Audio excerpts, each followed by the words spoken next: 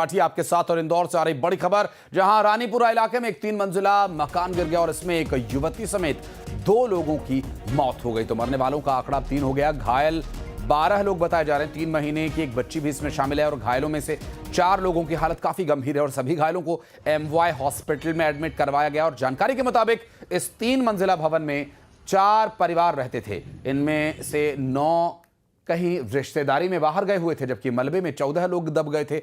और यह मकान करीब 10 से 15 साल पुराना है। और बताया यह भी जा रहा है कि बारिश की वजह से बिल्डिंग में दरारें पड़ रही थी। मकान के तलघर में पानी भरा रहता था और इसी वजह से यह धंस गया।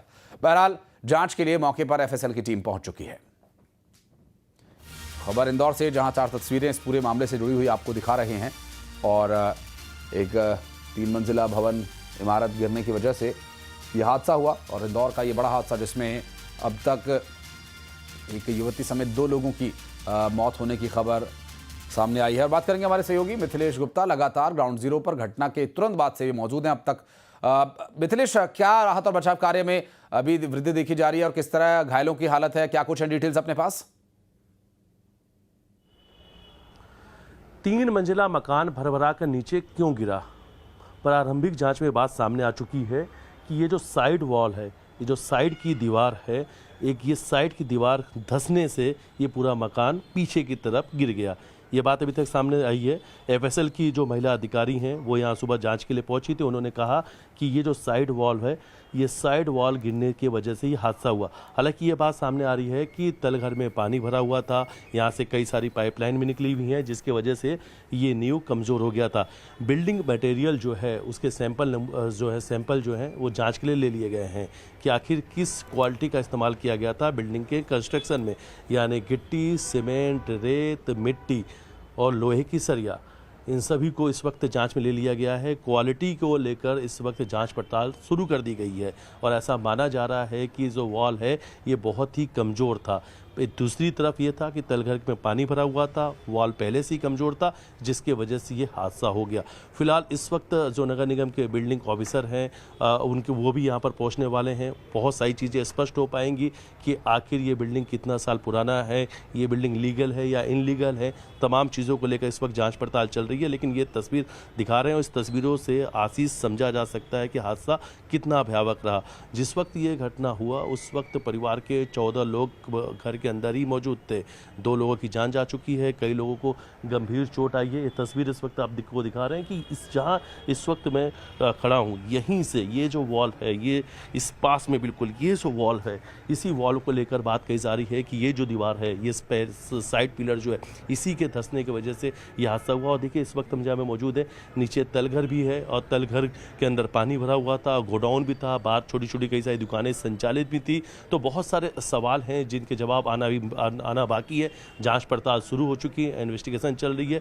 लेकिन थोड़ी देर पहले ही जब FSL की टीम यहाँ पर मौजूद थी तो अपने साथ में बिल्डिंग मटेरियल के जो सैंपल हैं अपने साथ लेकर गई है। लेकिन आशीष, एक तस्वीर और दिखाने की बात करते हैं जिसे लोग चमत्कार बता रहे हैं, क्योंकि ठीक जहाँ पर यह हादसा हुआ है बिल्कुल पास में माता जी का मंदिर है, माँ दुर्गा मंदिर है। और माता जी के मंदिर की तस्वीर भी दिखाने की कोशिश करते हैं, आपको ऊपर से वो तस्वीर दिखाने की कोशिश करेंगे हमारे सहयोगी डगलस। और यहाँ के लोग इसे चमत्कार बता रहे हैं। ये पूरा मुस्लिम इलाका है, लेकिन इस मुस्लिम इलाके में एक ही माँ दुर्गा का मंदिर है, जिसकी देख भाल जो है, जो पूजा पाठ है, मुस्लिम समुदाय के लोग करते हैं। उनका कहना है कि पूजा पाठ हम ही करते हैं। अब यहाँ पर पहले जो हिंदू रहते थे वो इस वक्त कहीं और भी जा चुके हैं, और लेकिन मंदिर यहीं है और मंदिर में पूजा पाठ वही करते हैं, ऐसा उनका कहना है। नवरात्रि का त्यौहार चल रहा है, माँ दुर्गा की आराधना चल रही है। और इधर पे ये तस्वीर हमने दिखाया जिसको लेकर यहाँ के जो लोग हैं वो इसे चमत्कार बता रहे हैं, क्योंकि मंदिर बिल्कुल पास में है और मंदिर को जरा भी नुकसान नहीं पहुंचा है। मंदिर के ठीक पास वाला जो हिस्सा, वहां तक आके ये मकान जो गिरा हुआ दीवार है पीछे वाली, वो आके वहां पे रुक जाती है, इसलिए लोग इसे चमत्कार बता रहे हैं।